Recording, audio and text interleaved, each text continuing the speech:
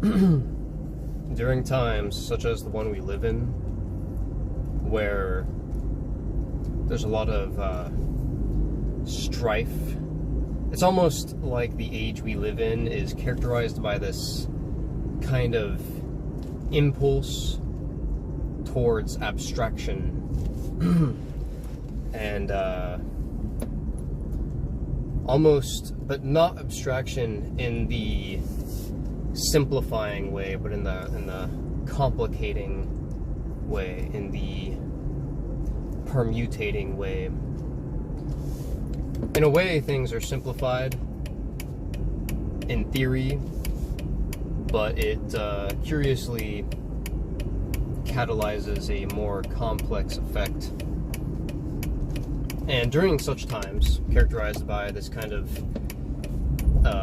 failed cohesion, or lack of cohesiveness, lack of coherence, really, an age of incoherency and abstraction, we always we look for causes on all scales of reality. And perhaps one of the most popular ones in perennialism is a kind of time cycle. A time cycle wherein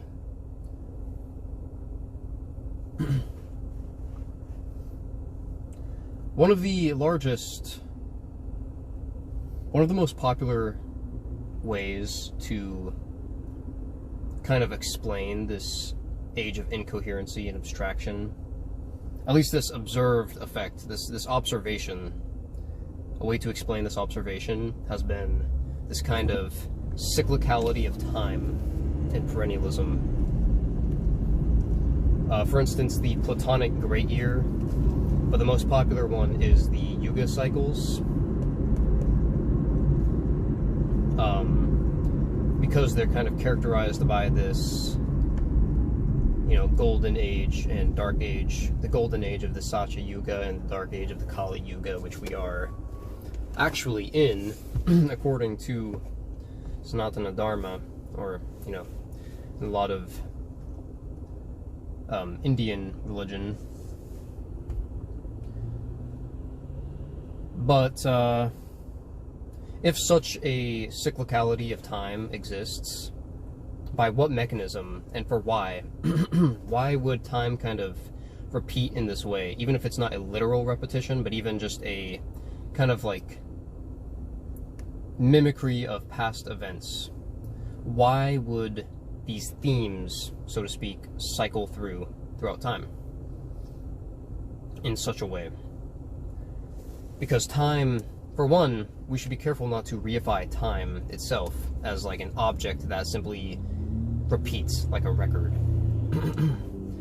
Because time is not an object, it's not a fabric, it's not a thing really, more of an effect. And let's get a coherent definition, working definition of time real quick to kind of continue from that point. We kind of observe time as a sequence of almost frames of images relative to one another, as a sequence, of course. And what it really is manifestation and perpetuity when it comes down to it. Of course, we don't have to say at this time that is a manifestation of any particular soul. We could say it is an effect of the perpetual manifestation of the Absolute, or God, or the Monad, or the One. And basically, time follows as the registration of the change and the objectification of that monad, or of that subject, really. A really good way to think of this is subject and object dynamics. That is, you have the subject, which in this case is the absolute, pure subject, unmanifest subject. It is the nature of subjectivity generally to self-objectify itself, and this objectification is then experienced by the subject, which conditions the subjective condition, which thereby changes what is going to catalyze as the continued objectification. So we get a feedback loop. And the reason, if you're keen, you may initially think, well, if that is the case, then how come time is a thing at all? It would be, if it was just as simple as that, we would basically experience a manifest freeze frame, and there would be no change in that frame. There would be no sequencing at all, because there would be this feedback loop, but it's the feedback would be the exact same thing. So there'd be no change. And the reason, and we do experience change, right? We experience time. So there must be something kind of changing, or, you know, altering the saturation of that feedback into the subject, or into the mind, or the monad, or whatever term you want to use here. Ultimately, mind equals reality. Shout out Chris Langan. Mind is the absolute. The absolute is ultimately mind. It's mental. But I think a really good way to think of that is as an ultimate subjectivity, a universal subjectivity, of which souls are an individuation of particularized subjectivities or subjects. But anyways, the reason that we don't just experience the same thing in perpetuity is because there exists a kind of conscious agency that can alter and change its reaction to the feedback, which changes the way the feedback saturates the subject, if that makes sense. So the fact that time exists at all, or change exists at all, actually, this is a little bit off topic, but it actually affirms and proves the agency of the soul. It proves a kind of self-determinism. It really does. Otherwise, there would be no change. There would be simply the objectification of a subject,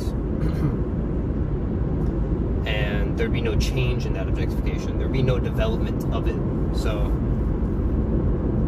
time, to kind of go back to the actual point here, time is the registration of the development of that objectification of the subject. And you can switch out the word objective or objectification with manifestation, right? It's the manifestation of the unmanifest principle. So, yeah, time as an effect is the observation, the perpetual experience of that developing objectification, which is a result of the developing subjective condition. The absolute and the soul alike developing their subjective conditions and in perpetuity. You know, reality is self-definition, essentially. So,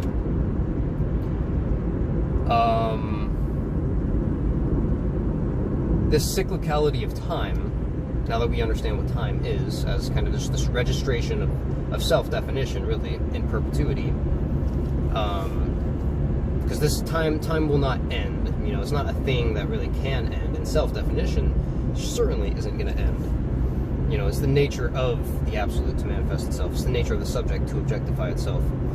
So this cyclicality, we're going to get into another key concept here, is essentially an effect of self-reference, of the principle of self-referentiality. It's kind of similar to the principle of correspondence, but not quite. I should write more about self-referentiality, but because the absolute is a closed system, a self-enclosed system, as I believe Chris Langan would put it like that, who you should really check out his work as well. It's called the CTMU, but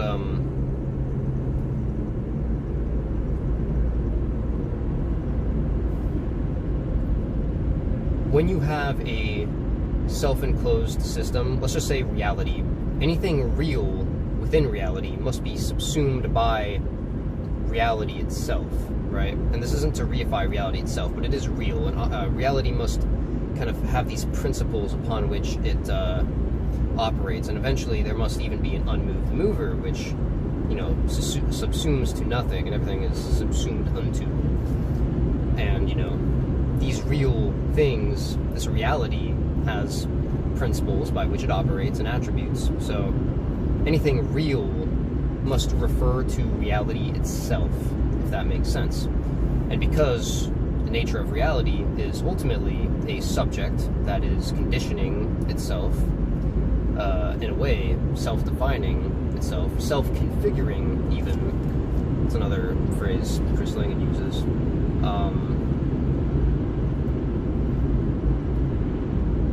the condition itself will be referred to. And because, okay, again, to tie these two things together, time is the registration of a subjective condition, and the objective thing that is experienced externally to the self is referring to that subjective condition, right? And when you have content and themes and, you know, whatever, somewhere therein in this universal subjectivity, and you kind of have a polarized tendency to, you know, swing between these contents therein, that is what is causing this apparent cyclicality, is this reference to contents in the subjective condition.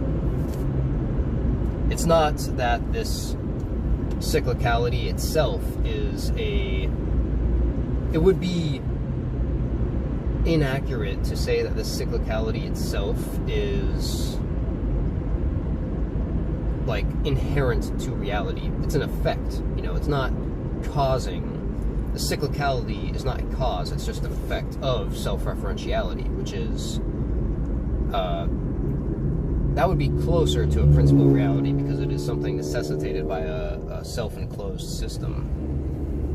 So,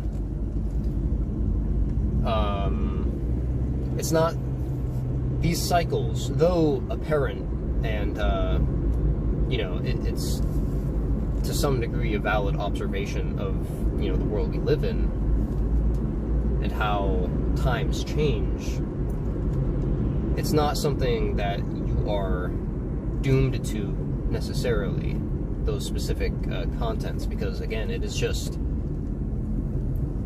due to self-reference, really. Of course, we could kind of nuance this a little bit and kind of get into polarity. You know, a really good microcosm to that would be people's emotions. We have, you know, we have highs and lows because we have these different conditions that we can cycle through. It's almost like a integration and disintegration of a given thing, really, a given like condition reinstantiating itself, and then, you know, it disintegrates just like a body does.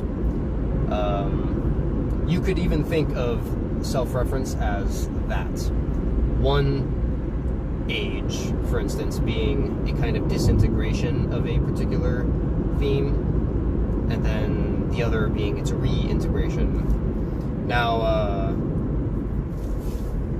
on another video, I'll talk about why unmanifestation or disintegration is necessary. It's necessary for the continuation of manifestation. If you want it to develop, it needs to be able to disintegrate or unmanifest to some degree, if that makes sense. But I don't want to go too deep into that because it's worthy of its own video or article. But yeah, to sum that up, reality, we experience these cycles within reality due to reality's necessary self-reference. Reality refers to itself because it's a self-enclosed system, and because reality is a subject that conditions itself, and conditions are comprised of essentially contents, information, right? The continued registration of that information refers to that information itself. You know, you can even, to kind of understand this a little bit better and apply it to your life, you could think of any you know, desire, any theme in your own life that kind of surfaces to consciousness from the soul, really, or you could say the subconsciousness. Instincts, desires, addictions, these things are also self-reference to the subjective condition. And I think that'll do for this video. Thank you for watching, and I hope to speak to you all again soon.